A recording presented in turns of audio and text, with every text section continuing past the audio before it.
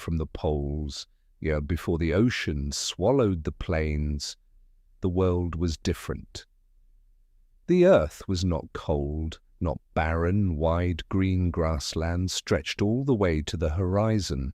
Rivers wandered through places that no longer exist on any map, and early humans, if we can even call them that, had already learned to look up at the night sky, searching for meaning in the starlight.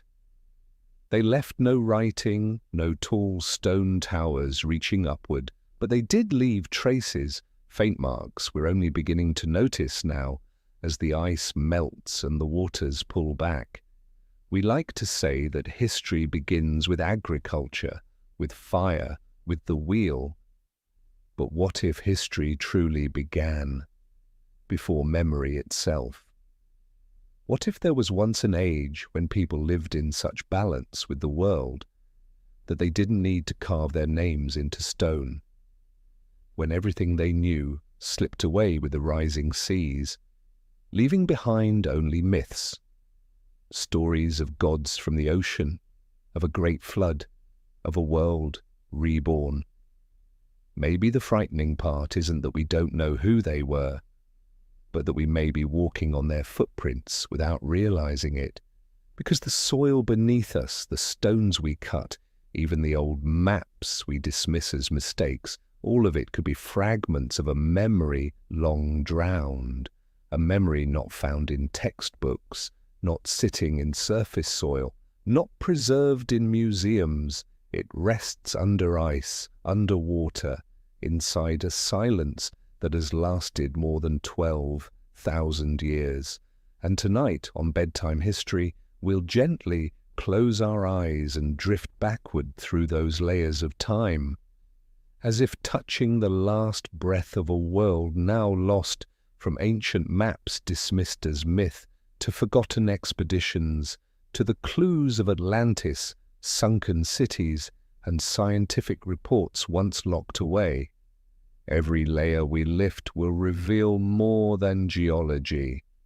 It will open a doorway to a truth, one humanity may not yet be ready to face. We dig into the earth to find the past, peeling back each layer of sediment, each stone fragment, each faint carving, treating them as silent witnesses of history. But the deeper we go, the more we begin to sense something uncomfortable. Entire layers of soil that are empty, voids stretching across millennia, as if the opening chapters of humanity's story were quietly erased by someone or something. Science tells us that human history truly begins around 12,000 years ago, after the last ice age. But discoveries keep whispering that the picture might be wider, finely crafted tools appearing far too early, carvings that show astronomical knowledge beyond what hunter-gatherers should have understood, and ancient maps describing prehistoric shorelines with uncanny accuracy. They don't form a complete story, not yet, but every clue asks the same question. What if the past is longer, deeper, and far more complex than we've been taught? The problem isn't the lack of evidence, it's how we treat it. Many artifacts are pushed aside simply because they don't fit the familiar model of human progress. Sunken structures are dismissed as natural formations, ancient geometric symbols are written off as the play of time, and legends of beings from the sea are shelved as collective imagination. Instead of widening the question, we tighten the answer. But memory doesn't disappear. It only changes its home. From the land it slides into the sea. From artifacts it shifts into myth. From archaeology it hides quietly inside DNA.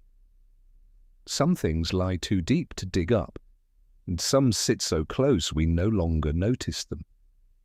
Maybe the past isn't beneath our feet, but in the empty space between knowledge and belief.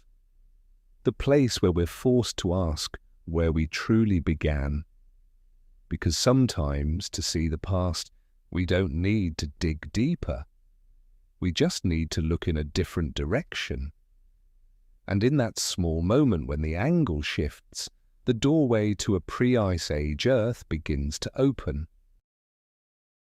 If we could look at the Earth 20,000 years ago, we would see a planet nothing like the one we know today. There were no massive polar ice caps, no endless deserts. Sea levels were hundreds of meters lower, revealing sweeping grasslands where oceans now lie.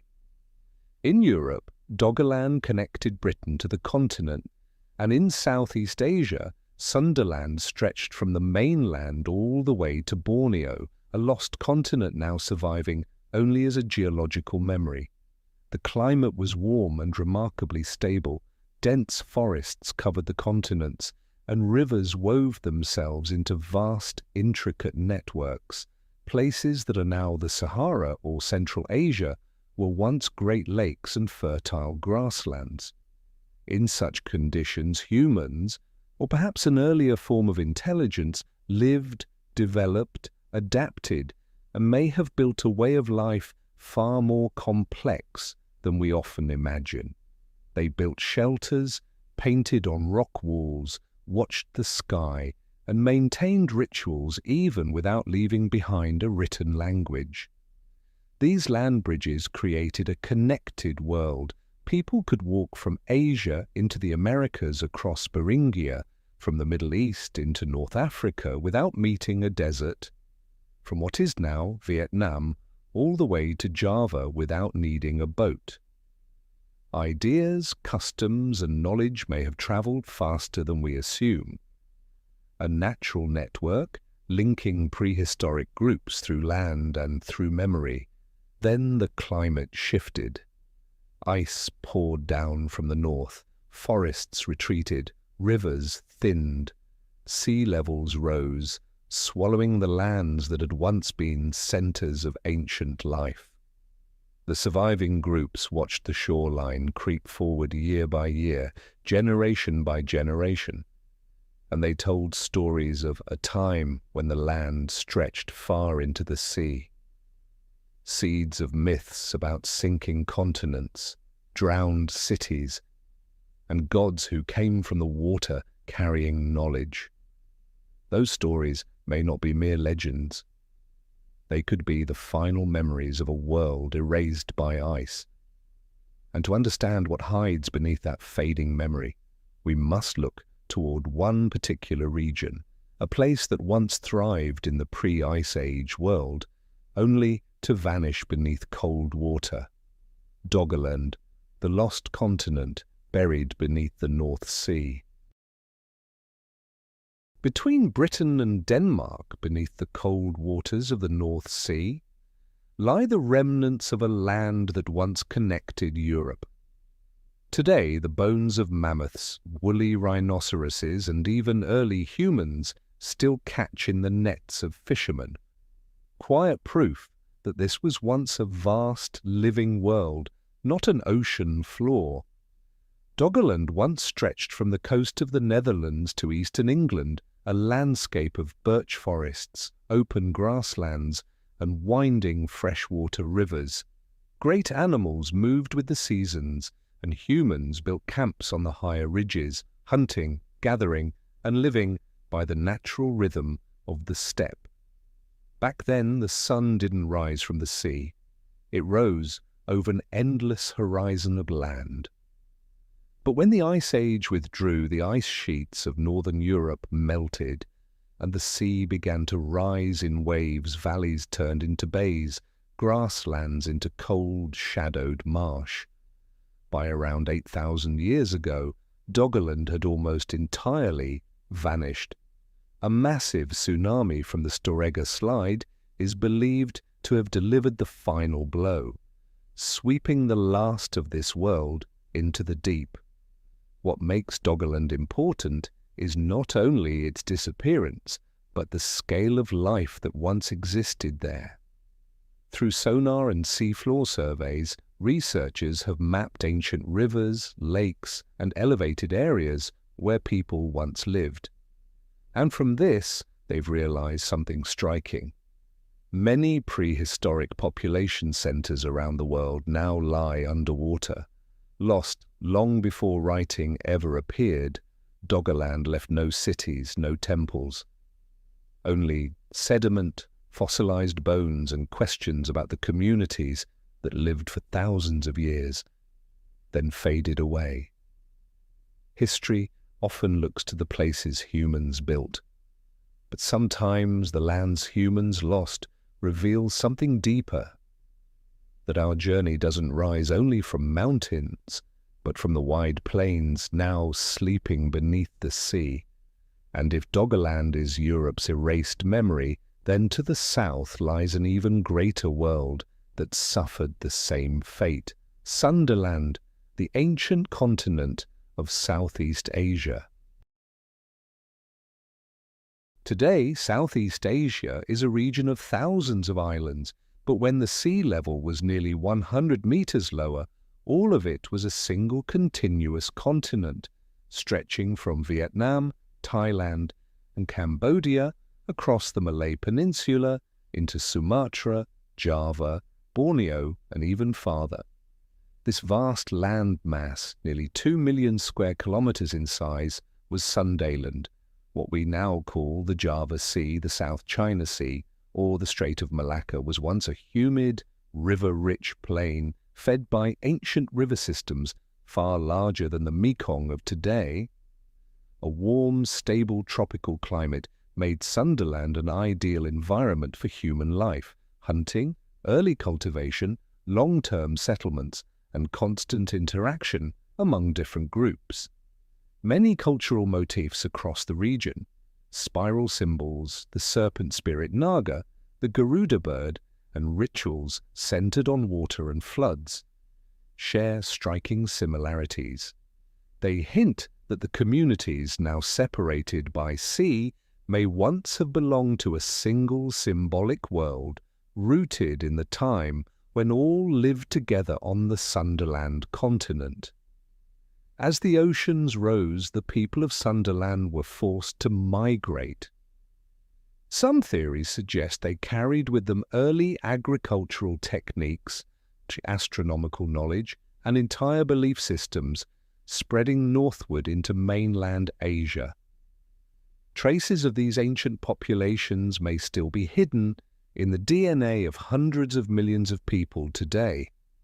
Modern LiDAR scans and seafloor mapping have detected unusual structures beneath the sediment around the Strait of Malacca and the Java Sea, terraces, straight lines, and stone blocks with shapes that do not appear natural. They're not clear enough to draw conclusions, but clear enough to raise questions about whether significant settlements once stood there before they were drowned.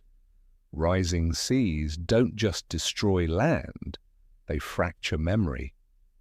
Many Southeast Asian origin myths begin with a great flood and end with the creation of a new order. These stories may be the final reflections of a time when people were forced to leave their vast homeland as it sank. If Doggerland is Europe's drowned memory, then Sunderland is the memory of all Southeast Asia, a legacy shattered into 1,000 pieces by the ocean, yet still alive in myth, symbols, and the quiet spread of culture. And as many of its people journeyed northward, they reached a completely different world, Beringia, the frozen gateway that opened the path to a global migration. Between Siberia and Alaska, where today there is only cold water and drifting ice, there once stretched a vast land known as Beringia. When sea levels dropped during the Ice Age, the sea floor rose as open plain, linking the two continents. This wasn't just a migration route, it was a complete world, a place of grasslands, lakes, and great herds moving beneath the northern sky. For a long time, Beringia was imagined as a one-way corridor for ancient people crossing into the Americas.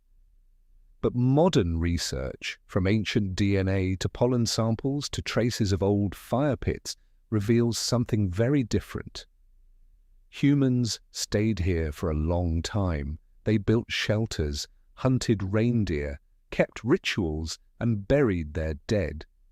Beringia wasn't a temporary stop. It was a homeland that endured for millennia. Along with their presence came stories, symbols, and beliefs. Many motifs found in Inuit, Chukchi, and indigenous American cultures still carry striking parallels. Spirals, white birds, pathways connecting two worlds. These images aren't coincidences, but echoes of a shared memory, shaped in a place where people once stood between two continents. Beringia was a crossroads of the world, where Asia and the Americas blended not just in geography, but in spirit. Here, ideas about nature, the cycle of life and death, and the sky above may have been repeated through countless generations before spreading into new lands. As the climate warmed, the ice melted, and the oceans rose, Beringia disappeared beneath the sea. The communities who lived there scattered. Some returned to Siberia, others moved deep into the Americas. The separation happened in space, but in genetics and symbolism, the threads of connection remain. Beneath the cold waters of today's Bering Strait lies the ground where humans once walked freely between continents with no borders at all, yet one puzzle remains ahead. How did these ancient groups, and even civilizations far beyond them, possess knowledge of coastlines and continents no human eyes had yet seen? The answer lies in the ancient maps that do not match the age they should belong to. In 1513, at a time when Europe had no idea what Antarctica looked like, an Ottoman admiral named Pre-Glacial created a map that showed the northern coastline of the continent as if someone had seen it with their own eyes. The controversy comes from this. The outline matches with astonishing accuracy the coastline of Antarctica without ice, something only 20th century radar could confirm. Pre-Glacial insisted he merely copied from much older maps. If that's true, it means there were source materials from a far earlier age, maps drawn when sea levels and climate were nothing like today, and he wasn't the only one. From the 16th to the 18th century, maps by Laurence Finet and Philippe Boisch also depicted Antarctica as a land of mountains, bays, and valleys, details absolutely unknowable to anyone of their time. These maps don't look like imagination because their coastlines and geographic curves match modern geological data. The repetition of accuracy makes the idea of artists filling in the blanks hard to accept. If older originals existed, they must have been created when Antarctica was not yet fully covered in ice, meaning tens of thousands of years ago. That brings us back to a vision of Earth before the Ice Age, when sea levels were low and the continents had completely different shapes. Perhaps the people who drew those earliest maps weren't ordinary sailors, but keepers of knowledge. Communities capable of tracking the stars, measuring coastlines, and recording the shape of the world in an age long forgotten. Over generations of copying, the originals vanished, leaving only distorted descendants in the libraries of Istanbul, Paris, or Genoa. Today, as LiDAR scans cut through the jungles of the Amazon, Cambodia, and Yucatan, they reveal squares, circles, and long axes aligned to the sky, like the surviving strokes of ancient maps, but written onto the earth through architecture. Modern technology is uncovering things someone may have noted tens of thousands of years ago. These out-of-time maps remind us that knowledge of the Earth was once far richer than we imagine. There may have been civilizations that understood coastlines, ocean currents, and the heavens, only to be buried by rising seas, ice, and time. And now, through the thin beams of LiDAR in the sky, that memory is opening again, bit by bit, surface by surface, as if the world is finally letting us read what was written before history began. When humans began looking at the Earth from above, instead of only walking on its surface, the past revealed itself in ways thousands of years of traditional archaeology never could. LiDAR, razor-thin beams of light, slips through leaves, mist, and soil, redrawing the hidden shapes beneath. And in the last 2 decades, this technology has completely transformed our understanding of forests we once believed untouched by human hands. In Cambodia, LiDAR uncovered an entire ancient urban network surrounding Angkor. Roads, canals, reservoirs, and ceremonial axes laid out with astonishing precision. In Guatemala, tens of thousands of Maya structures, once swallowed by the Petén jungle, emerged as a vast city that grew across generations. But the greatest surprise came from the Amazon. What was once thought of as untouched wilderness revealed circles, squares, and long, ruler-straight avenues stretching for tens of kilometers, large enough to prove the presence of complex societies. What stuns us isn't only that these structures exist, but that they appear everywhere. From Southeast Asia to South America, the jungles hide planned settlements, astronomical alignments, hydraulic systems, things no small or isolated group could have created. In many places, newly discovered structures sit atop foundations even older. This suggests that the Maya, the Khmer, or the Amazonian peoples weren't always the first to build there. They were continuing something earlier, as if recognizing that these places held meaning from a time far deeper than their own. LiDAR isn't just opening forests, it's opening buried memory. The jungle is no longer a wild zone, but Earth's archive, where time covers human traces beneath a thick blanket of leaves. Every returning laser pulse is a fragment of memory rising out of silence. But technology only gives us shapes, not who built them, not when, not why. And when the same geometric forms appear in South America, Southeast Asia, India, and Africa, a question becomes impossible to ignore. Is this truly just cultural coincidence?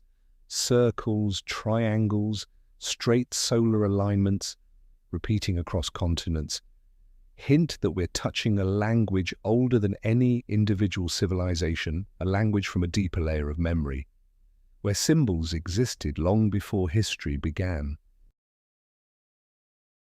Across Scotland, the Sahara, Peru, and Indonesia, one shape keeps returning: the spiral. It's carved into stone, painted in caves, repeated on pottery, appearing from Newgrange in Ireland all the way to the Jomon culture of Japan. There was no contact between these continents, yet the symbol is almost identical everywhere, unsettlingly so. The spiral is often interpreted as life, death, rebirth, but it may also be a visual memory: swirling water, spinning wind, the movement of the sky, or the natural rhythms of the world before the Ice Age.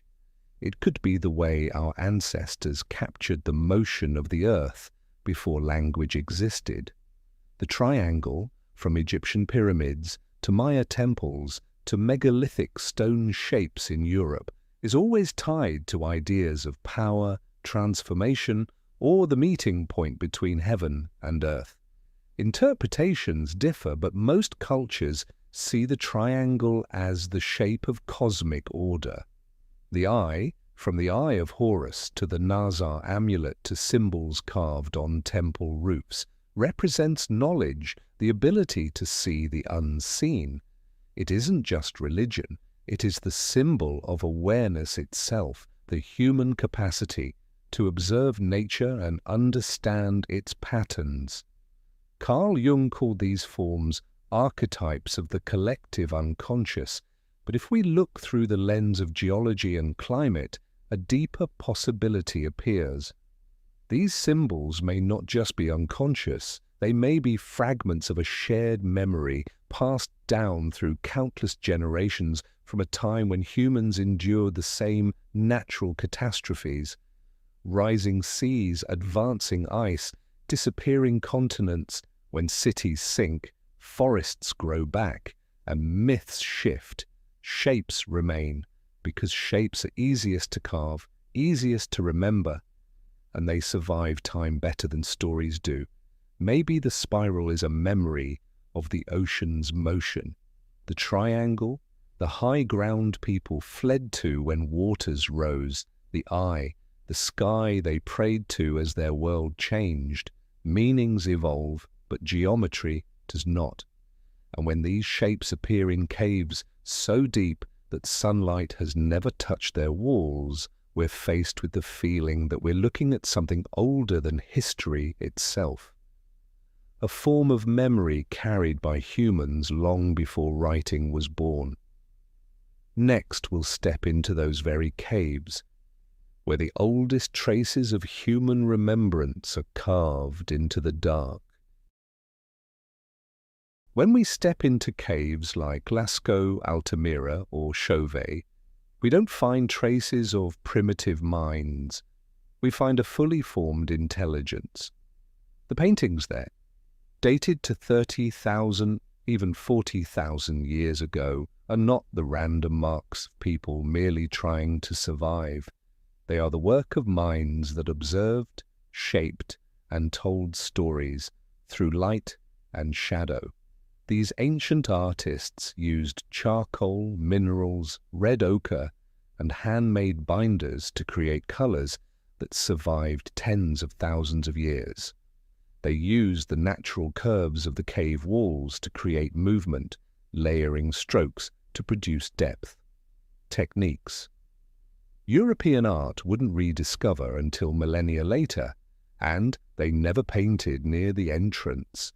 The images always appeared deep inside, far beyond the reach of natural light, accessible only by crawling through narrow passages that tells us their purpose went far beyond decoration. These were ritual spaces, places where humans sought contact with the sacred, or with memories too large for spoken language. Prehistoric artists may have been shamans, people entering altered states of consciousness to meet the spirits of nature, then recording their visions. The human-animal hybrids, the handprints pressed against stone, are not simply art. They are fingerprints of a connection between humanity and the universe. One detail that has caught researchers' attention is this. Among the thousands of animals there are dots, clusters, and repeating patterns. When compared to the night sky of that era, many of them match constellations and astronomical events, meaning prehistoric people weren't just painting the world around them, they were recording the sky above. This leads to a bold but increasingly discussed idea. Perhaps these caves weren't just storytelling spaces. Perhaps they are records of an event, a moment when the people believed the heavens had changed. The fleeing animals at Chauvet, the long sequences of dots at Lascaux, when examined closely, resemble the form of a comet. Maybe they witnessed something fall from the sky. A light so powerful, a disruption so immense that they felt compelled to carve it into stone. The only way a memory could survive when the world itself was shifting. And not long after these paintings appeared, Earth's climate entered a violent turning point. Ice melted. Temperatures plunged again. Winters stretched longer than anything humanity had known. What happened in the sky? The answer lies in the light of the final winter. Around 12,800 years ago, as the Earth was warming at the end of the Ice Age, the planet suddenly plunged into a deep freeze that lasted more than 1,000 years. The Younger Dryas temperatures dropped abruptly, melting ice stopped in its tracks, megafauna vanished, and forests burned on a global scale. The cause remains a mystery, but many researchers, based on layers of soot, melted glass spherules and nanodiamonds, argue that the Earth was struck by one or several fragments of a comet.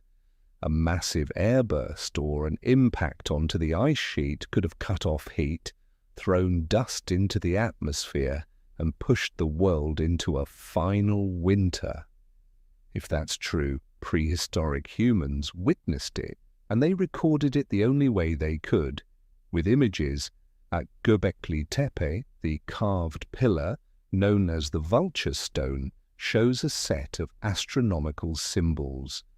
When aligned with the sky of 10,950 before Common Era, the carvings match the positions of stars and the trajectory of a long-tailed celestial object.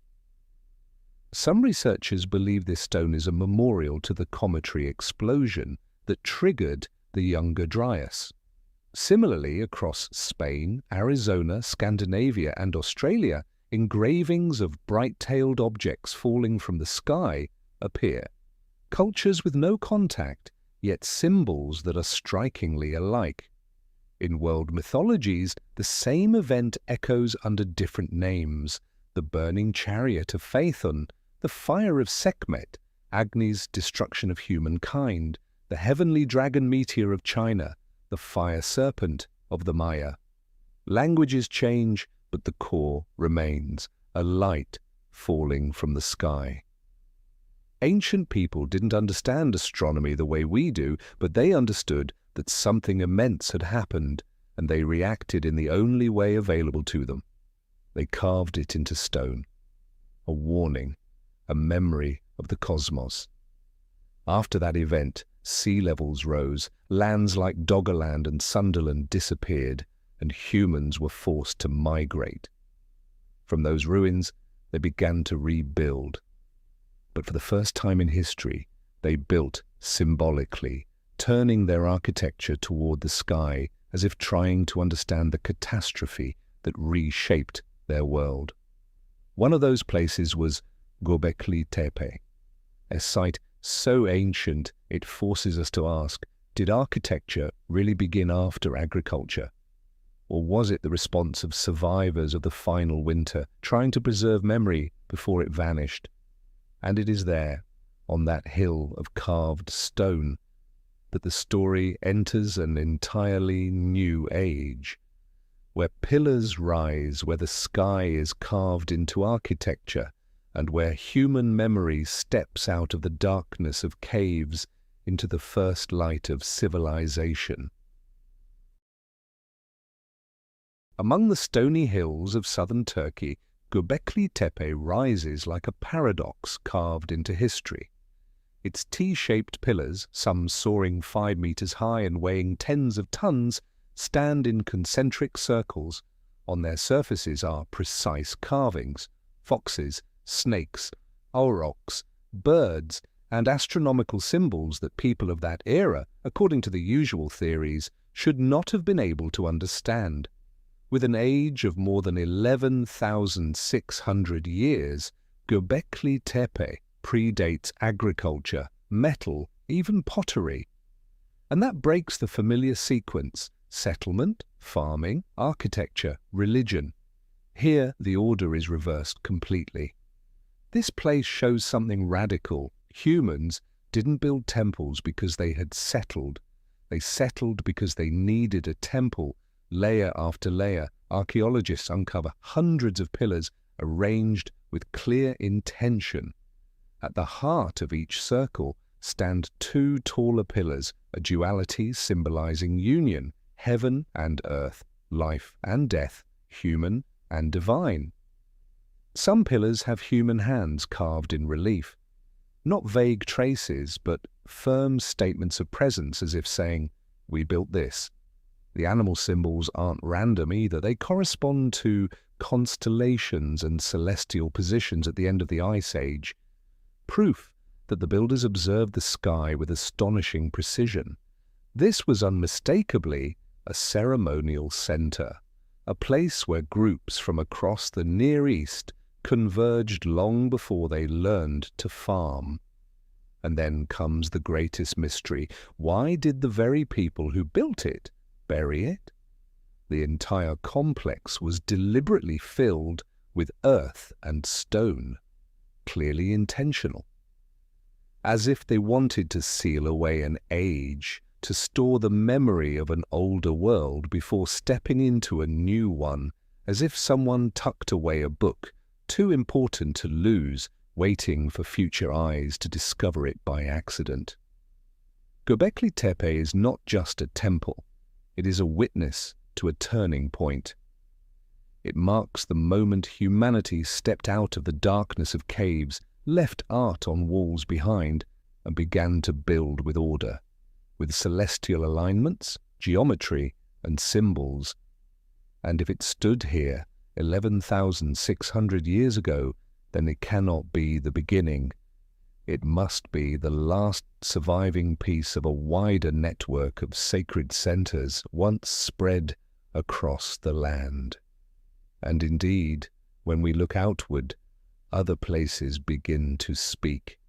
Fragments of an ancient way of thinking, older than we ever imagined. After Göbekli Tepe, new discoveries make it clear that this site was not an exception. Across 3 continents, ancient places are beginning to rise out of silence, and all of them challenge history. Karahan Tepe, not far from Göbekli Tepe, reveals structures even more intricate. Dense clusters of T-shaped pillars, ceremonial corridors, ritual shafts, and full-body human sculptures carved with such detail that you can see the eyes, the nose, even the expression. Many sections of Karahan Tepe are estimated to be about 500 years older than Göbekli Tepe, suggesting this architectural tradition didn't appear out of nowhere. It had already been developing. Leaving the Near East and moving towards Southeast Asia, we encounter Gunung Padang in West Java, long believed to be a natural hill. But seismic surveys and ground-penetrating radar show that beneath 30 meters of soil lie layers of man-made structures stacked in ordered blocks with a central void chamber and signs of astronomical alignment. Some of the deepest layers date to around 20,000 years ago. If confirmed, Gunung Padang belongs to a time before the last ice age, completely overturning the usual timeline of civilization. In South America, Monteverde in Chile proves that humans were in the Americas far earlier than the Beringia migration model suggests. Its preserved traces are more than 14,000 years old, and deeper layers hint at dates reaching 30,000 years, meaning people lived in the Americas long before the Bering Land Bridge ever emerged from the ice. 3 places, Karahan Tepe, Gunung Padang, Monteverde, separated by half the world, yet sharing one truth. They are older than history allows. They show symbolic thinking, organizational skill, and a level of complexity that does not fit the textbook image of primitive humans. The issue isn't the lack of evidence, it's that the evidence doesn't fit the linear model we're used to, simple, complex. These sites suggest there may have been architectural traditions, ceremonial centers, even systems of knowledge formed before agriculture, then erased when seas rose and climates shifted.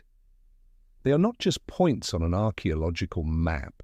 They are fractures in human memory, places where another layer of our past peeks through for a moment until the soil is peeled away too deeply for denial to cover it again. And when we look at ancient world maps and see how many regions were once broad plains now lying beneath tens of meters of water, one unavoidable question appears. If forgotten structures like these exist on land, then in the deep ocean, how many cities have we never known at all? That is where the story leaves the continents and moves into the sea, where ruins have been kept in darkness for tens of thousands of years. In places where sunlight can no longer reach, the ocean floor reveals structures that modern eyes struggle to label as natural. Wide flat platforms like plazas, neatly carved terraces, right angles aligned with uncanny precision, as if a human hand once shaped them. No writing, no statues, only stone, water, and silence. And yet that silence raises an even larger question. Are these geological illusions, or the foundations of cities forgotten when the seas rose? In 2001, off the coast of Cuba, archaeologists working with the Canadian Navy detected structures nearly 700 meters deep.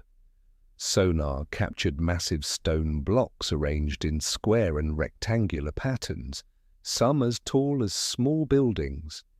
Long straight lines, stretching for hundreds of meters, cut across the seabed, making the place resemble submerged ruins more than natural formations.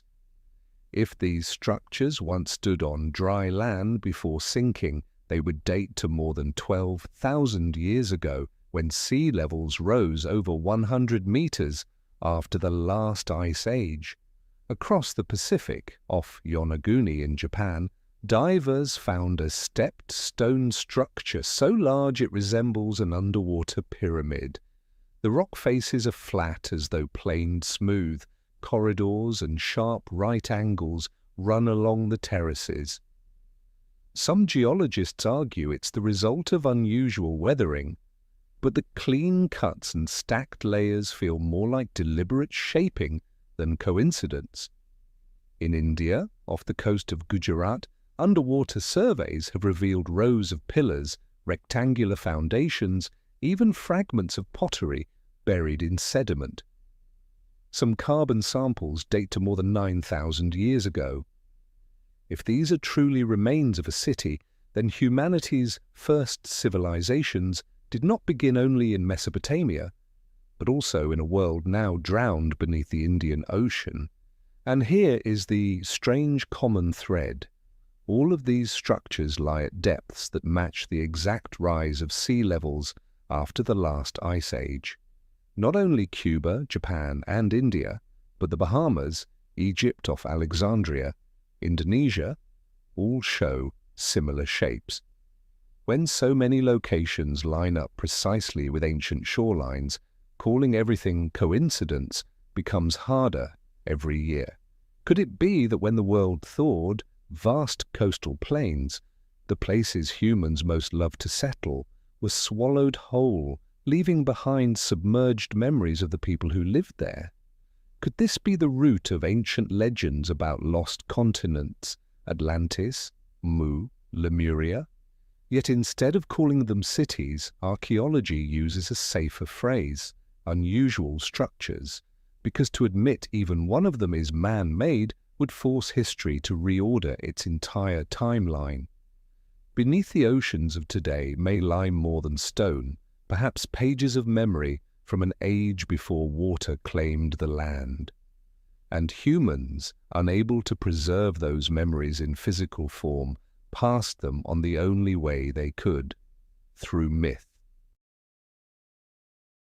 If we gather all the world's ancient stories and place them side by side, a pattern repeats with almost suspicious consistency: a great flood, a vanished world, a handful of survivors, and a new beginning. From Mesopotamia to the Himalayas, from Greece to Polynesia, From China to the Amazon, every culture remembers a world-ending deluge. In Sumer, Utnapishtim survives after the god Enki whispers a warning. In India, Manu is saved from rising seas by Matsya. In Greece, Deucalion and Pyrrha recreate humanity from stones. In China, Yu the Great spends years taming the waters to restore balance. In the Americas, the Maya speak of the sea swallowing the sun, while the Inca tell of Viracocha, creating a new humanity after the waters retreat cultures that never encountered one another, telling the same story.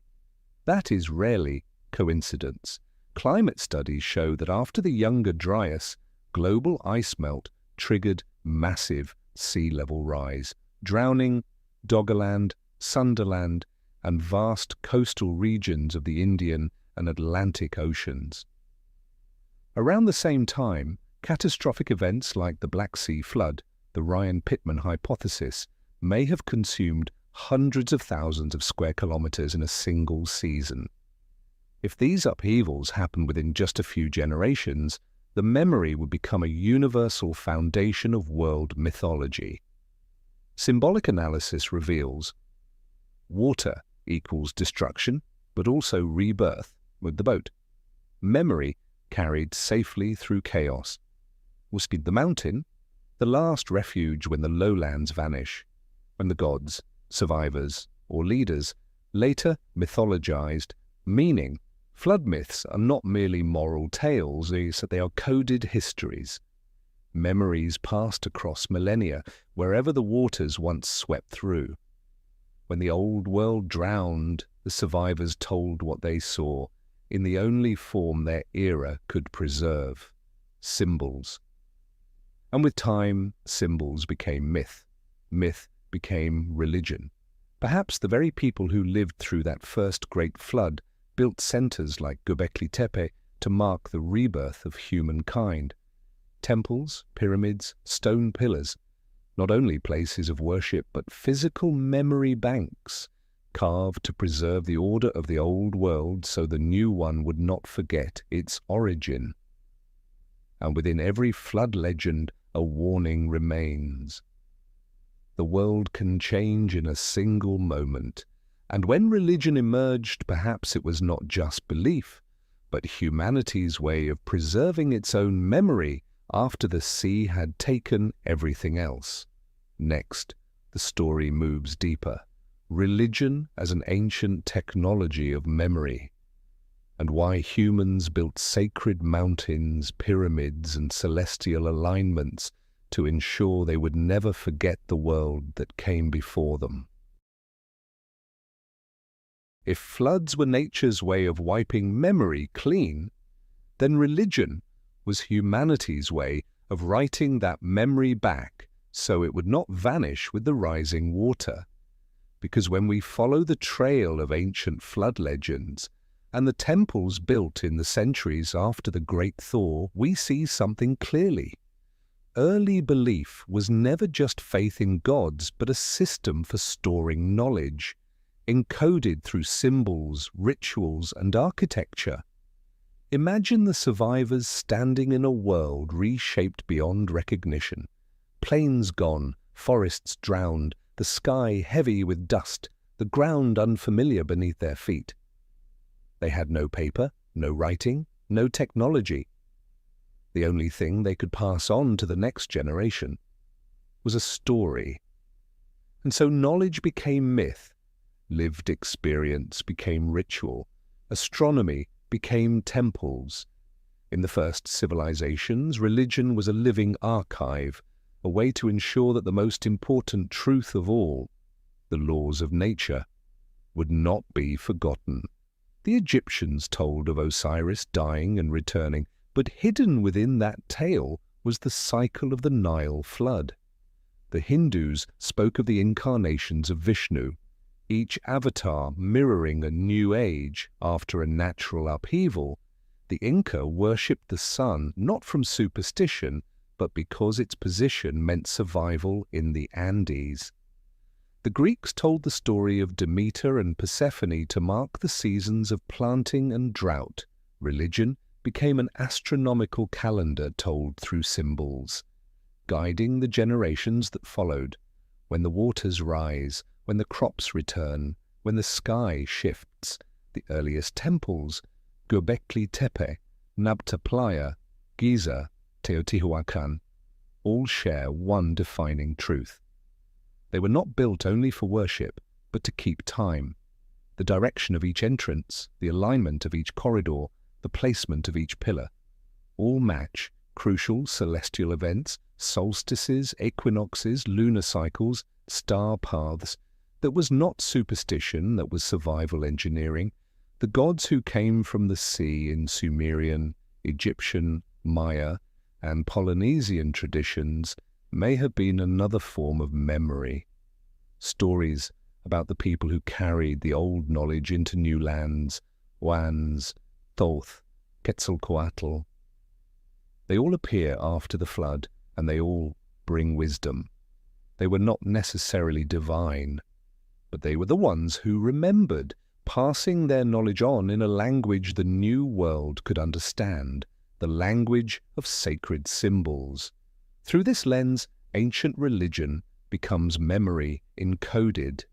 Each myth is a data fragment, each symbol a line of code, each ritual an algorithm repeated across generations to prevent knowledge from fading away. And so ancient people always placed the sacred on high ground, mountain peaks, pyramids, stone towers, observatories. The instinct of those who had once watched the waters rise. Keep the knowledge where the water cannot reach. At the heart of every ancient tradition stands a single image, a tower that links earth and sky, a bridge between memory and the cosmos. And that is where the Tower of Babel emerges, why, not as a moral tale, but as a symbol of memory breaking apart after the first great catastrophe. In the Bible, the story of the Tower of Babel is brief.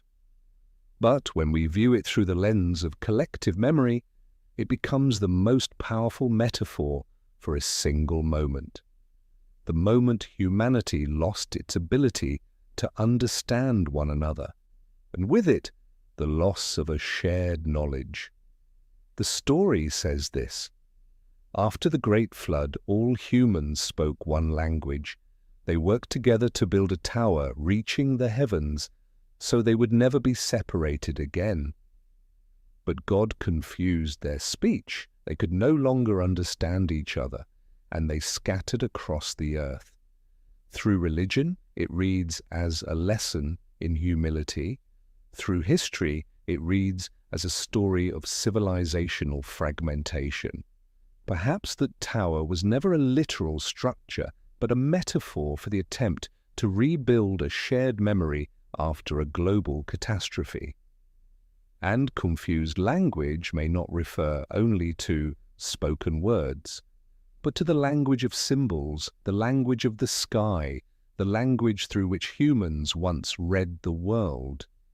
Before the separation, humanity may have shared one symbolic system: the sun, the moon, the spiral, the triangle, the bird, the serpent. But when the surviving groups spread across the earth, that knowledge shattered into fragments. Each group kept a piece. Some kept the sky, some kept the rituals, some kept the architecture. The Tower of Babel, then, becomes a metaphor for the disintegration of knowledge. Modern science strangely supports this. Linguists believe all languages can be traced back to a proto-human language, a single ancestral tongue. Jung spoke of archetypes, primal symbols that appear in every culture. Perhaps these were the words of the Babel language, the language of primal memory. When that language broke apart, humanity lost the ability to perceive the world through one shared frame. Each region rewrote the universe in its own way: new religions, new myths, new calendars, all fragments of a story that was once unified. Even today we live with the legacy of that fragmentation. Thousands of languages, hundreds of religions, countless versions of how the world began. Every culture seems to be trying to rebuild the tower in its own form. The Egyptian pyramid, the Sumerian ziggurat, the Indian stupa, the Tibetan mandala. And through all of these monuments, one question echoes. Why is the memory of humanity so fractured? Is it natural? Or is it the result of limits humans placed on knowledge itself? Because some things do not disappear with time. They disappear because they were not allowed to survive. And that question opens the next part. Why is the past silent? Who decides what becomes history and what must remain buried under earth, under water, or inside myth? Modern science helps us explain the universe through tools, formulas, and models. Yet those very models, when they grow too solid, can turn into walls. When a new discovery does not fit the approved story, the first reaction is often not curiosity, but suspicion. A date that is too early, a structure unlike anything in known cultures, a tool found in the wrong geological layer, all of it can lead scholars to scrutinize the messenger before scrutinizing the artifact. Not because the evidence is weak, but because the framework of knowledge has no room for it. For 2 centuries, academia has depended on a tidy linear sequence: hunting, agriculture, cities, metal, civilization. If a civilization existed 10,000 years before agriculture, that sequence collapses, and with it countless textbooks, theories, and research paths. So a young archaeologist who wants to publish, advance, and secure funding must stay on the rails. Any discovery that is too early, too large, or too unusual becomes a career risk. There is no conspiracy, no secret society, only the inertia of thought. Peer review, created to protect science, sometimes becomes a fence that preserves frozen viewpoints. An anomalous finding is often dismissed with the phrase, "there is no compatible theoretical framework," even though every theory is only compatible with what it allows itself to see. Like archaeology digging only where it has permission, the fear is not that there is nothing beneath the soil, but that if we dig too deep, we may uncover something we are not prepared to see. Those who dare step outside the template, from the divers at Yonaguni to the survey teams at Gunung Padang to the seafloor researchers off Cuba, are placed in a drawer labeled fringe, a drawer almost no one wants to reopen. And so silence becomes a blanket over human memory, soft, safe, but dangerous, because it makes science forget its most important duty, to doubt itself. Some evidence is too strange to reject, yet too inconvenient to accept. And so it is given a name as light as smoke, anomalies. But sometimes those anomalies are the truest part of the story, and now we step toward them, the traces that leave history unsure of itself. Small objects sometimes carry enough weight to shake all of history. A blade, a hammer, a single cut on stone. If any of them appear in the wrong geological layer, the entire story of humanity would have to be rewritten. And for more than a century, discoveries like these have surfaced and then disappeared, as if they were too dangerous to look at directly. Around 1885 in Austria, at the Lochau coal mine, workers found a 12-million-year-old slate block enclosing a metal object with a hole in its center, shaped like a flywheel or an industrial hammer. The Linz Museum confirmed it was not natural. Then the artifact vanished, leaving behind only a single blurred black-and-white photo. In 1938 in South Africa, inside rock dated to 2.8 billion years, miners discovered perfectly symmetrical metallic spheres with grooves running around them, crafted with a precision even modern lathes struggle to achieve. They should not exist, yet they are there. In 19th century America, in the coal mines of Illinois and Oklahoma, miners reported objects trapped in fossilized strata, a shoe print, a patterned metal vessel, nails and blades, all embedded in rock hundreds of millions of years old. They were brushed aside because they did not fit human evolution, but rock layers do not lie. Only our explanations make them inconvenient. Perhaps they were not traces of modern humans at all, but of another form of intelligence, one that lived before us, then vanished after a global catastrophe. Or perhaps history is not linear, but cyclical, civilizations rising, reaching a peak, disappearing, and tens of thousands of years later beginning the next round. What is troubling is not that these objects exist, but the fear surrounding them. No one wants the 12-million-year-old hammer to be real. No one wants the 2.8 billion-year-old spheres to be artificial. No one wants a prehistoric bone to show cuts made by a crafted blade, because if they are true, then everything else is wrong.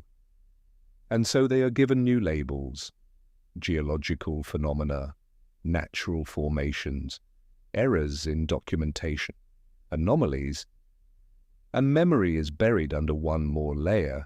But if these tools are real, if other hands existed before ours, then who were they? Where did they live? What did they build? And why did all of it vanish? Perhaps the answer is not hidden in these small objects, but in the enormous structures scattered across continents, where stone is heat-bent like wax, where blocks weighing hundreds of tons are stacked with a precision that modern engineering still bows to. And that will be the next chapter, the world of architectures never meant for primitive hands. There are structures that force us to pause and accept that the people who lived thousands of years ago were not as simple as history likes to describe. Places like Baalbek, Sacsayhuaman, Ollantaytambo, and Tiwanaku are not just archaeological sites. They are stone records of a technical mastery far beyond what we imagine prehistoric humans could have done. Baalbek, in Lebanon, is the clearest example. On that dry hillside lie three colossal stones, the trilithon, each weighing nearly 800 tons, placed together with millimeter precision. Beneath them are even larger blocks, some over 1,200 tons, left behind in their quarry like the abandoned remnants of an unfinished project. No ancient text describes the Romans moving them, because they could not. That foundation existed before them as the base of a structure shaped by another hand. On the other side of the earth, Sacsayhuaman in Peru makes modern engineers step back in awe. Blocks weighing more than 300 tons, cut into strange flowing curves, are fitted together so tightly that not even a sheet of paper can slip through the seams. No mortar, no steel. Yet the walls have survived earthquakes for thousands of years. The Inca said it plainly: "We did not build this, they only continued it." Ollantaytambo tells a different story. Massive red stones hauled from quarries tens of kilometers away, dragged across deep valleys, no wheels, no draft animals. Yet someone moved each block up a mountain slope more than 2,700 meters high. At Tiwanaku, near Lake Titicaca, we find andesite blocks hard as steel, cut with the precision of CNC machining, parallel grooves, perfect right angles, surfaces smooth as glass. The Sun Gate, Puerto del Sol, carries an astronomical calendar encoded in imagery, so accurate that modern astronomers are still stunned. The strangest part is this. Many of these sites sit along the same band of latitude, aligned with the movements of the sun and stars as though ancient builders possessed a global map, at a time when history insists they had no metal, no writing, no science. When explanations run out, archaeology calls them mysteries. But perhaps they are not mysterious at all, only too ancient to fit the story we are comfortable believing. These walls show mechanical precision, knowledge of gravity, and signs of cutting techniques that remain difficult to replicate even today. Some theories suggest ancient people may have understood resonance, frequency, or methods of reducing stone weight, ideas that sound strange, yet appear faintly in myths about sound-lifting stone. Even without proof, the structures themselves still stand, reminding us that what we cannot explain does not mean it never existed. And if these monuments come from far earlier than history allows, perhaps the problem lies not in the stones, but in the clock we use to measure time. When an artifact is unearthed, its true value doesn't lie in its shape, but in its age. Yet age, something that sounds objective, is in reality built on assumptions, environments, and interpretation. Carbon-14, the most common dating method, can only measure up to 50,000 years, and only works accurately if the carbon levels in the atmosphere remain stable, but Earth has never been stable. Volcanoes, solar storms, magnetic shifts, even celestial impacts constantly altered carbon concentrations. The margin of error can stretch across thousands of years, yet the results still enter textbooks as if they were absolute truth.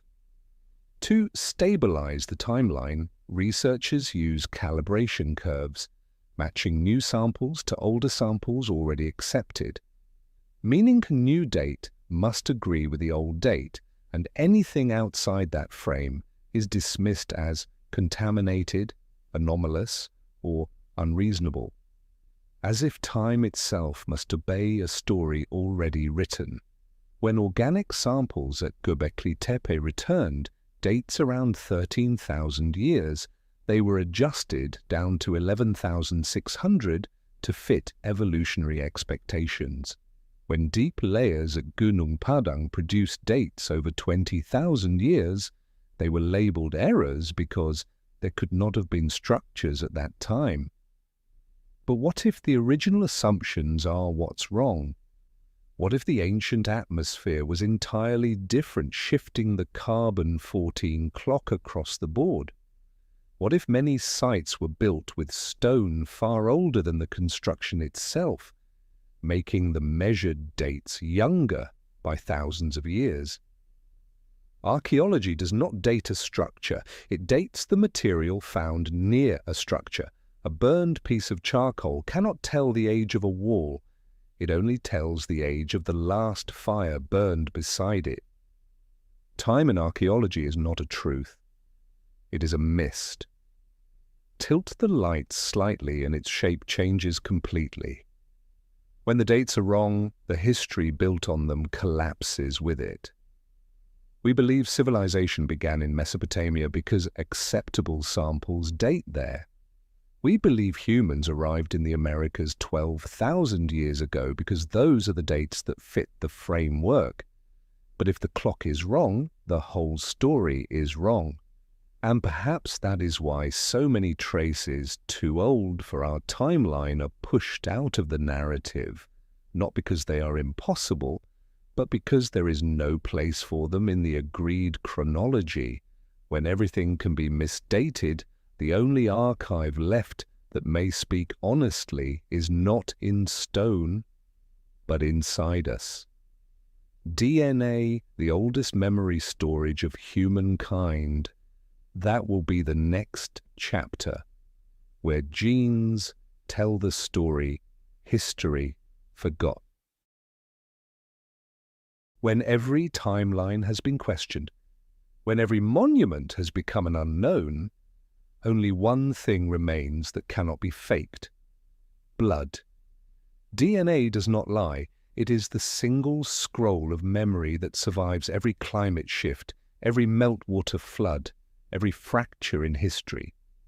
And when science finally learned how to read that language, what DNA revealed did not entirely match the story humanity grew comfortable believing. According to the classical model, all of us originated in Africa around 70,000 years ago, then spread outward like branches of a tree. But when geneticists opened the genome of modern humans, they did not see a tree. They saw a woven network crossed by threads coming from places the old theory could never explain.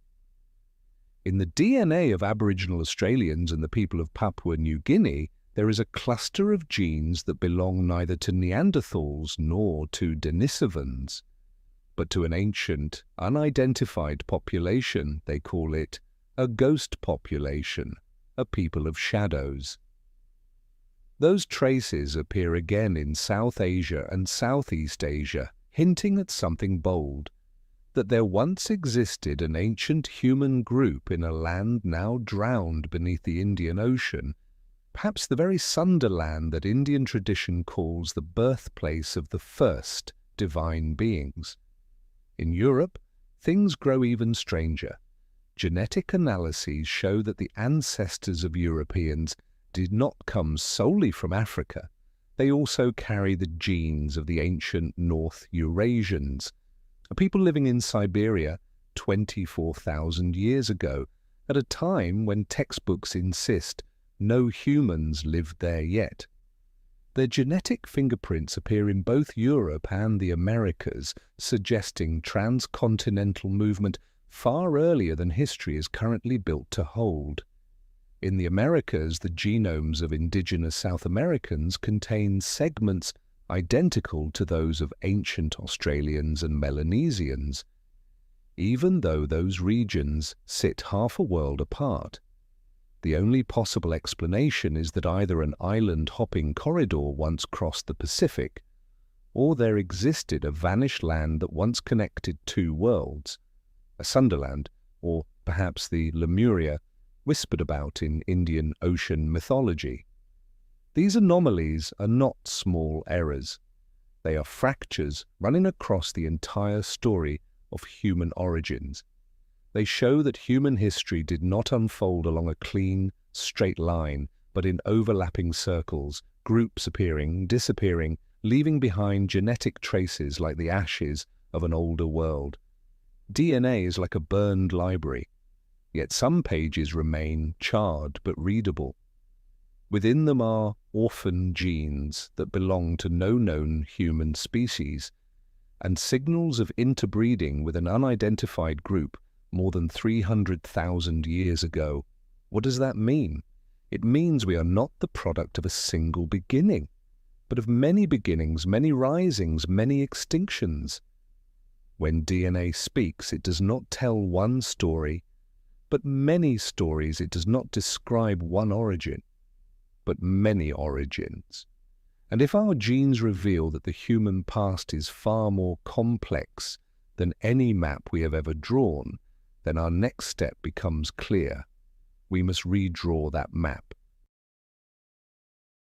If what DNA reveals is true, that humans once mingled with groups who still have no names, that migration routes did not move in one clean direction, that ancient cultures once crossed paths across landscapes now lost beneath the sea, then the map of human history is no longer a straight line. It becomes a woven web of memory, threaded with lights that have long gone dark.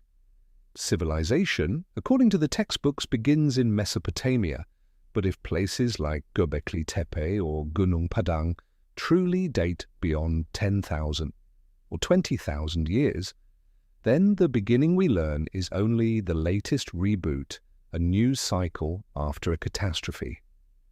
A rebirth after the old world drowned. 15,000 years ago, the Earth had a different face. Sundayland connected Vietnam, Malaysia, and Indonesia. Doggerland stretched between Britain and the Netherlands. Beringia formed a vast land bridge linking Russia and Alaska.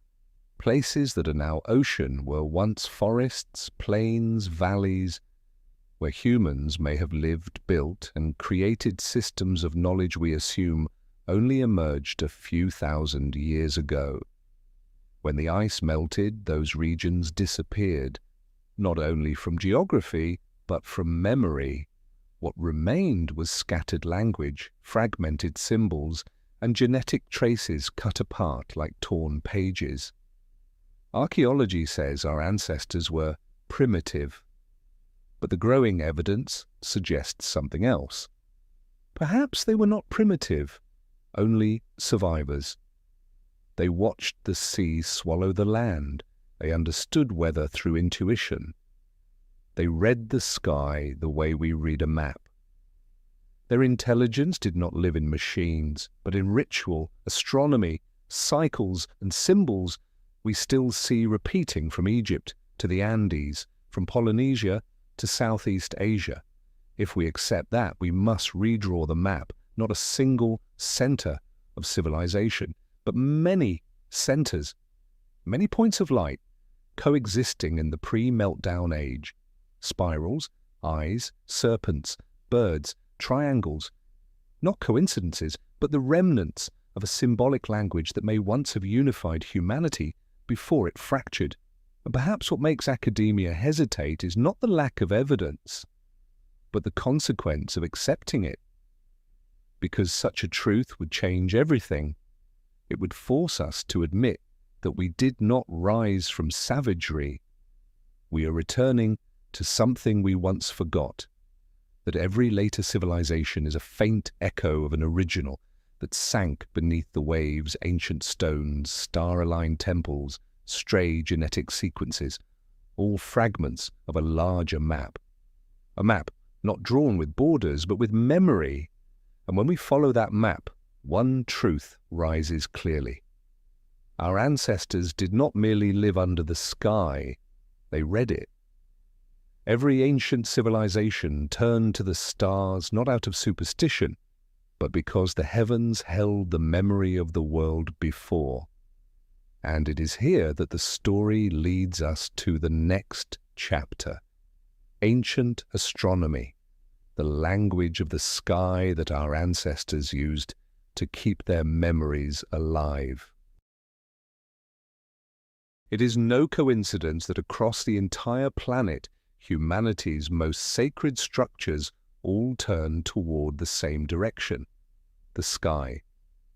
From Stonehenge in England, the pyramids of Giza, the stone circle of Nabta Playa, to Chaco Canyon, Machu Picchu, and Angkor, every one of them aligns with the movements of the sun, the moon, or the constellations ancient peoples saw as the gateways of the universe. And the astonishing part is that many of these structures were built in ages when history insists humans were still hunters and gatherers. This forces a question we cannot avoid. How did people who supposedly had no metal, no wheels, manage to measure angles, track celestial cycles, and build with a precision that still challenges modern engineering? Stonehenge is the clearest example. Massive stones weighing tens of tons placed in a perfect circle, its main axis opening exactly toward the sunrise of the summer solstice. But deeper still, the layout encodes the 18.6-year lunar cycle, a cycle only advanced astronomical traditions ever recognize. In the Sahara, the stone circle of Nabta Playa, more than 7,000 years old, aligns with Orion, the constellation later associated with the god Osiris in Egypt. This means knowledge of Orion existed thousands of years before Egyptian civilization. At Giza, the three great pyramids mirror the three stars of Orion's belt, so precisely that many astronomers admit the alignment is too exact to be coincidence. The entire complex is also oriented to the four cardinal directions, with an error of less than 1/15 of a degree, a feat nearly impossible without deep knowledge of astronomy and Earth's geometry. In the Americas, the Temple of Kukulkan at Chichen Itza creates a serpent of light descending its staircase on the equinoxes, a choreography of architecture and sky. The Inca aligned the Temple of the Sun to the winter solstice. Angkor was designed around the cycle of Venus, with corridors corresponding to the planet's positions across the sky, when structures from cultures that never met, separated by oceans, mountains, and tens of thousands of miles, all speak to the stars in the same way, we must ask the question, how did the same intelligence appear in places half a world apart? Perhaps they did not turn to the stars out of superstition, but because the stars were the only things untouched by catastrophe. When the earth shook, when fire erupted, when oceans rose, only the sky remained unchanged. The stars became the clock of survival, the calendar of harvests, and the memory of ages when the world itself shifted. They did not simply observe, they remembered, engraving their memories in stone, in axes, in architecture. And perhaps deeper still, the ancients saw the sky as the source of order, a mirror of the old world they once knew before disaster reshaped it. By aligning their monuments with the heavens, they were recreating the blueprint of a primordial cosmos, one their ancestors had witnessed long before. This explains why celestial symbols spread across the globe like a shared star language, a buried memory still echoing in stone, in ritual, in design. And when the astronomical knowledge faded, the symbols remained: birds, serpents, fish, circles of light. They are not merely art, they are memory in symbolic form, the quiet testimony of those who once saw the sky fall. When language did not yet exist, and when memory could not be written into words, symbols were the only language humans had to send a message into the future. And if we read ancient symbols as picture books, we notice something strange.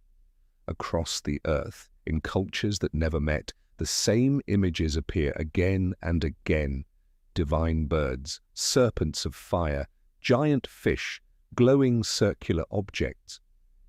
Why do the same images appear thousands of years apart and thousands of miles away? Perhaps because they were not inventions of imagination, but memories of the same event, retold through the language of symbol. The Egyptians had the Bennu bird, the creature of light reborn after destruction. The Sumerians carved Anzu, the lion bird tied to thunder and storms. The Chinese spoke of the vermilion bird blazing in the fire of summer. The Maya and Aztec honored Quetzalcoatl, the feathered serpent descending from the sky, carrying knowledge. Indigenous nations of North America spoke of the thunderbird, the stormbringer whose wings create lightning. All of them describe something moving across the sky, blazing, carrying the power of fire and lightning. In our language today, we might call it a comet, a meteor, an eclipse, or a massive atmospheric event. But the ancients had no words for such things. They had only images, and images became memory. A serpent of fire flying, a light tearing the sky, a great fish swallowing the sun. They sound like myth, yet they read like eyewitness accounts of a cosmic phenomenon. In the Mahabharata, The weapon of Indra shines so fiercely it burns the land, creates whirlwinds and thunder, almost indistinguishable from an enormous explosion in the sky. The Hopi speak of the snake people from Sirius who brought knowledge. The Akkadians describe the Anunnaki descending in brilliant light. In Polynesia, the giant fish swallowing the sun is simply the language of those who witnessed a total eclipse.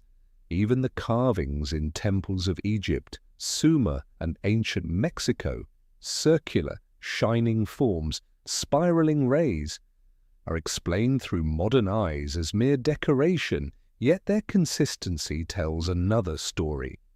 Perhaps these were not religious fantasies, but visual records of an event too early for writing to capture.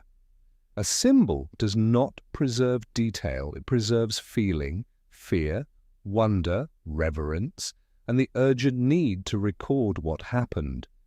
And this may be why cultures separated by oceans share symbols that look eerily alike, because they were describing the same memory with the only universal language they possessed. Seen this way, symbols become the oldest language of humankind. A global memory system that existed long before spoken language branched apart, a language we have forgotten how to read. And these symbols lead us to the next part of the story.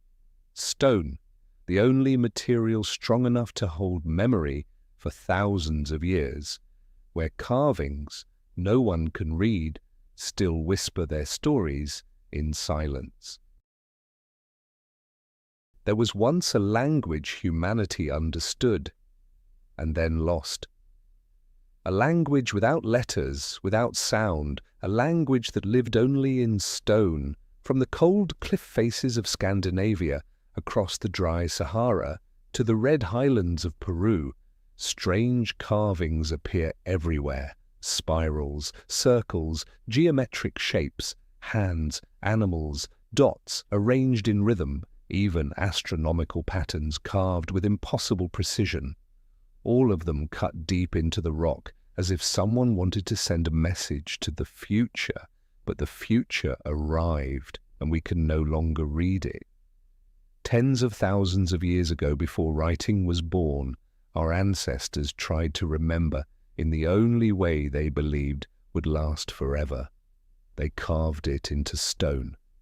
And what they carved was not daily life, but the things that mattered most: the sky, the cycles, the sacred animals, the moments when it felt as if the world itself had changed. In Val Camonica in Italy, more than 140,000 carvings stretch across 8,000 years, from solar symbols to human figures holding round objects that glow like light. On the rocks of the Sahara, where only burning sand remains, there are scenes of fish, crocodiles, boats, memories of a vast lake that vanished long ago. In Alta, Norway, ancient people etched reindeer hunts, ceremonial boats, and mysterious bright discs no one can explain. Identical to carvings made by indigenous peoples of the Americas on the opposite side of the world, all of them seem to whisper the same message. We saw this. But what was this?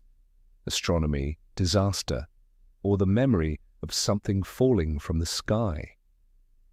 In Scotland, standing stones with concentric rings match the orbital paths of comets when mapped with modern astronomy software.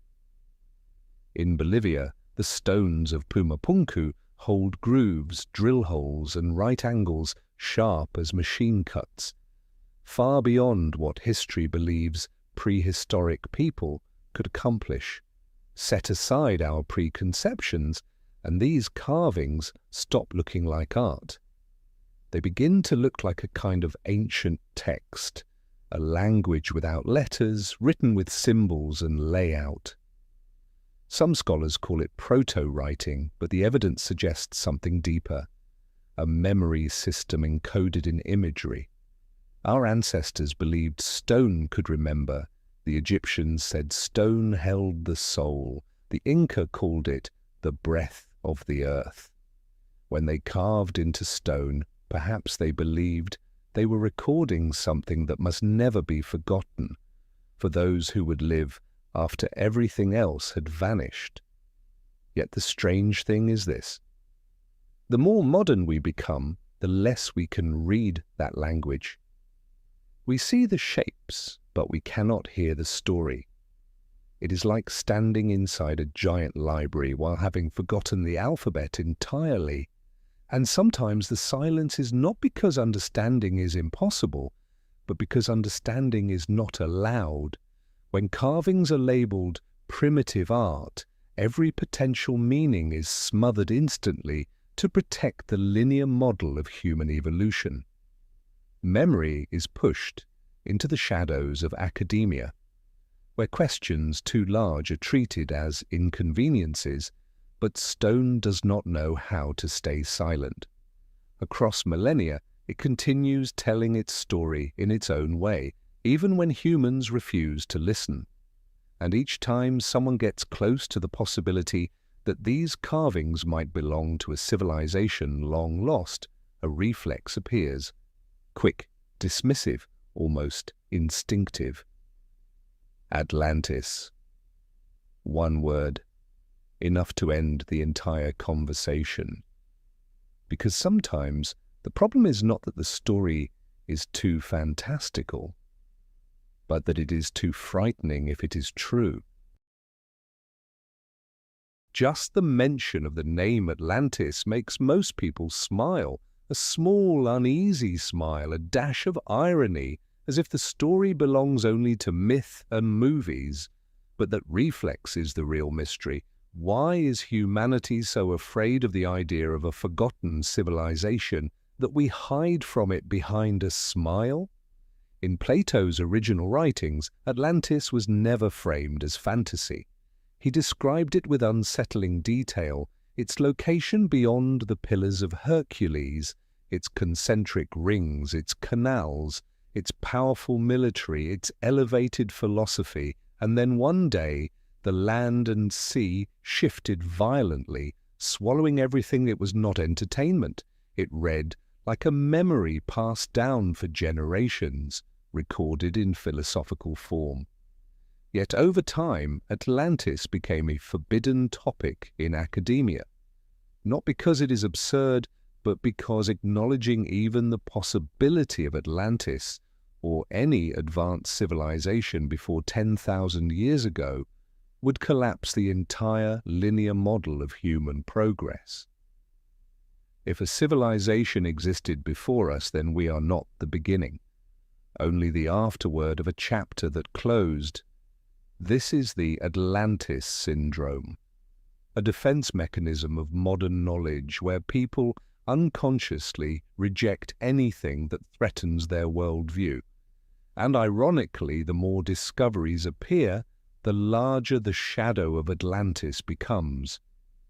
When sonar reveals structures deep off the coast of Cuba, when the city of Dwarka emerges beneath the waters of India, when Göbekli Tepe, 11,600 years old, matches the exact time frame Plato described, when Karahan Tepe may be older still, when ancient maps depict Antarctica without ice, when sea levels rise 120 meters after the Younger Dryas, the question is no longer, did Atlantis exist?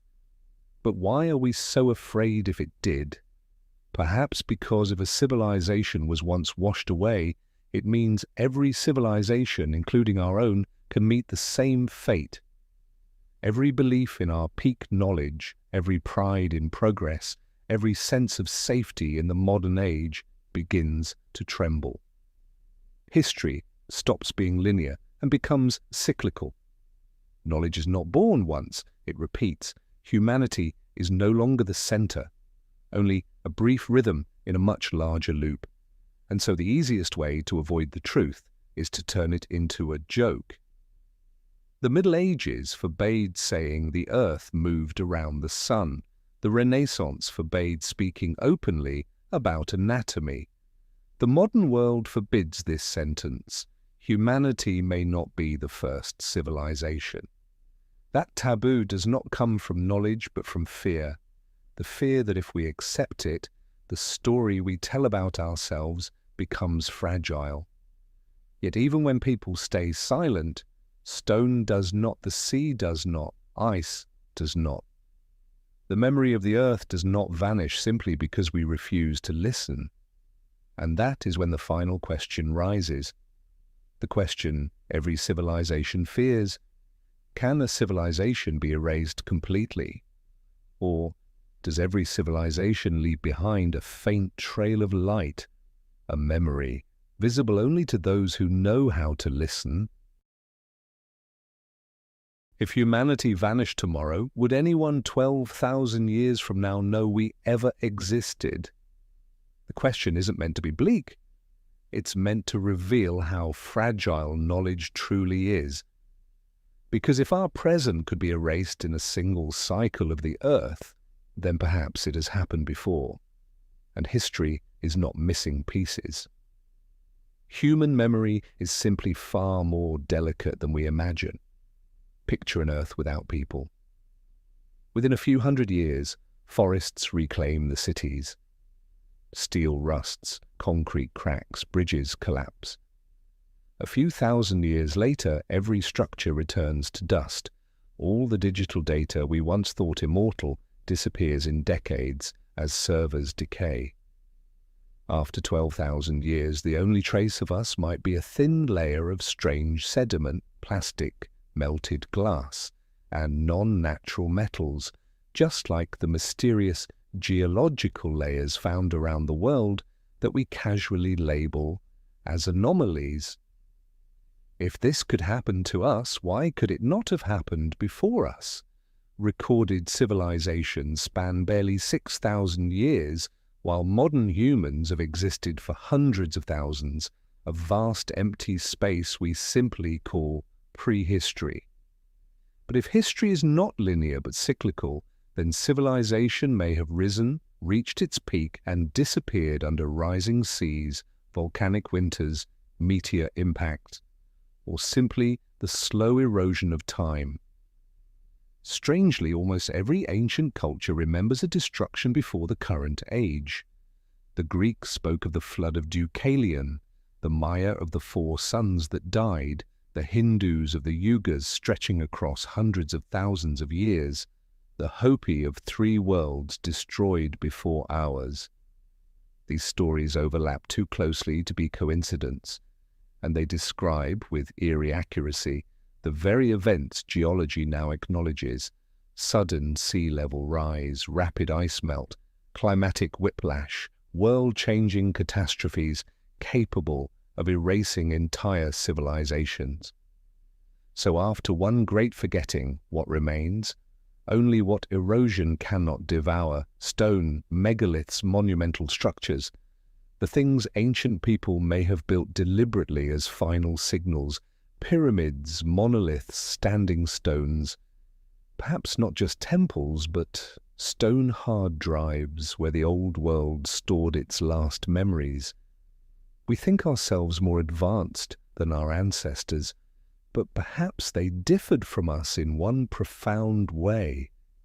They measured time not by human lifespan, but by catastrophe. They knew everything would fall except what was carved into stone. The question, can a civilization be forgotten entirely, is not just about the past. It is a mirror held up to the present. If we vanish tomorrow, then 12,000 years from now, another humanity might stand over our ruins and argue whether we ever truly existed. They might claim our traces were natural, accidental, unsupported. Forgetting may not be a failure, it may be a cycle. And the ancient mysteries we struggle to explain today may simply be the memories of our own previous turning of the wheel. But if memory can vanish, who holds the last fragment? Perhaps not libraries or museums, but the communities who never wrote history, yet remember it more clearly than anyone alive. And that is where the story now leads us. If memory was protected, who were the ones who guarded what was left? If libraries can burn, if cities can sink beneath the sea, if writing itself can vanish, there is still one form of memory that time cannot destroy: oral tradition. Before books existed, human beings stored their knowledge in stories, in songs, in rituals, in symbols. And the ones who held this memory were not scholars, but indigenous communities, people living apart from the modern world, yet bound tightly to the remembrance of their ancestors. The Hopi say humanity has lived through 4 worlds, 3 destroyed by fire, by water, by ice, and the survivors sheltered beneath the earth until the land grew calm again. The Maori remember Hawaii, their homeland swallowed by the sea. The Ainus speak of a time when Siberia and Japan were one. The Maya tell of 4 sons that died. The Dogon of Mali carry knowledge of the star Sirius, so precise it still astonishes modern science. Separated by half the planet, they all repeat the same motif: an old world, a catastrophe, a surviving remnant, a rebirth. When they could not write, they soaked memory into culture. When they had no libraries, they turned ritual into storage. When they had no maps, they used symbols to mark what must not be forgotten. They spoke in drum beats, danced the memory of rivers and mountains, sang the names of the stars so they would not lose their way. Many of the places they call sacred align with regions that were once flooded after the last ice age, as if they still remember the paths of the water from more than 10,000 years ago. For them, myth was not fantasy, it was data. Where safety lay, where danger waited, when the sky would shift, and how to survive the turning of a new cycle. Perhaps that is why they endured long after brighter civilizations collapsed. They did not accumulate knowledge, they preserved it. They did not see time as a straight line, but as a loop. They did not try to conquer nature. They lived in rhythm with its breath. And if we call them primitive, it may be because they have not forgotten what we have lost. True progress may not be about creating the new, but remembering the old. That is why the keepers of memory are not in museums.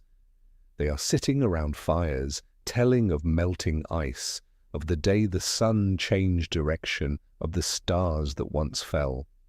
When we listen to them, we are not only hearing the past, we are hearing ourselves. Because if they are the keepers of memory, then we, the forgetful ones, are those trying to find our way back to it. And when memory returns, it reveals not just history, but a deeper question: what do we trust? The records that have been rewritten, or the memories that never truly died? That question leads us to the final chapter, where there is no evidence, no mythology, only the memory of humankind and the truths that live beyond any textbook. There are memories that were not born to be told, but to warn. And when we listen to the legends of the Maya, the Hindu, the Norse, the Hopi, the Polynesian peoples, what chills us is not the mysticism, but the frightening repetition across civilizations that never met. Different languages, different continents, but the same memory, that the world has ended before and not just once. The Maya speak of suns that rose and went dark. The Hindu tell of 4 yuga, ages sliding slowly into a long night. The Norse remember the winter of Ragnarok, when the world shattered. The Hopi speak of the earth splitting open and water rising higher than the mountains. No civilization says this is the first time. They all say how this has happened before, and from that a question slips quietly between layers of silence? What if these stories are not myths, but encoded laws, warnings our ancestors refused to let the next generation forget? Today, science accidentally confirms what they once sensed. With the naked eye, Milankovitch cycles shape global climate. Earth's tilt shifts the intensity of the seasons. Magnetic poles can flip faster than history can record. The sun enters periods of violent radiation that reshape climate. Our ancestors had no telescopes, but they lived long enough on land stable enough to watch the breathing of the earth. And when they had no letters, no numbers, no laboratories, they chose the only way to preserve what mattered. They turned knowledge into story so it could travel farther than they could. With modern eyes, we think they were speaking of gods. But with instinct, we see they were mapping survival. In many indigenous traditions, there is a whisper the modern world often ignores. The world does not end because humans are weak. It ends because humans forget. Forget how to read the sky. Forget the rhythm of water. Forget the language of the land. Forget that we are not the center, but a single beat in the cycle of this planet. When memory fades, the ability to see beyond one lifetime fades with it.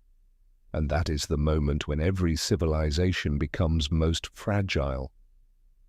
History shows that the brightest civilizations fall not because they lack knowledge, but because they believe the knowledge they have is absolute. Perhaps that is what our ancestors wanted us to remember. Civilizations do not die from catastrophe. Civilizations die from forgetting catastrophe. And so a quiet question rises like a breath. Where are we standing in that cycle now? If Earth's cycles stretch across tens of thousands of years, then our civilization, barely 6,000 years old, is truly just a newcomer in a much older loop.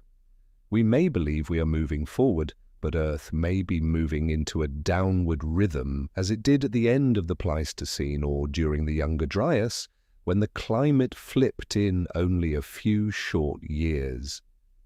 The frightening part is not that the cycle returns, but that we no longer know how to read the signals the way our ancestors did.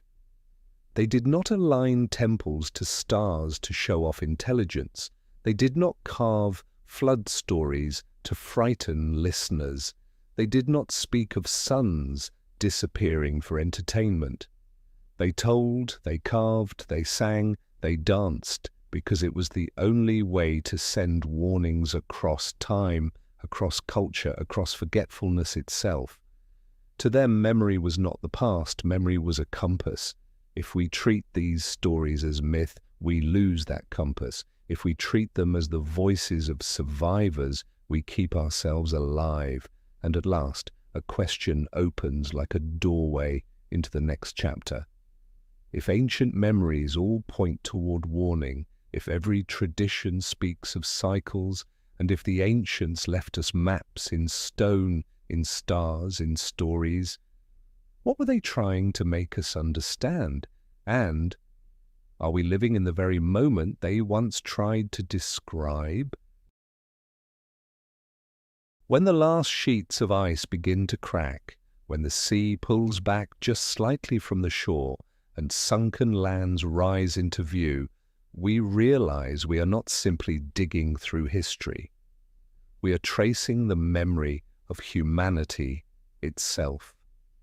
A memory the ice has been keeping for thousands of years, every stone lifting out of the mud, every faint carving catching the sun, every buried foundation rising like a ghost is a mirror, reminding us of something we rarely want to face, that we once knew more than we remember.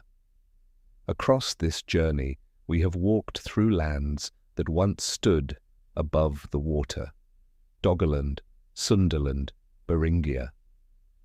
We have seen ancient maps whisper about a world before the ice, temples drowned beneath the Indian Ocean, Stone pillars that feel like dreams at Göbekli Tepe, symbols repeating across continents.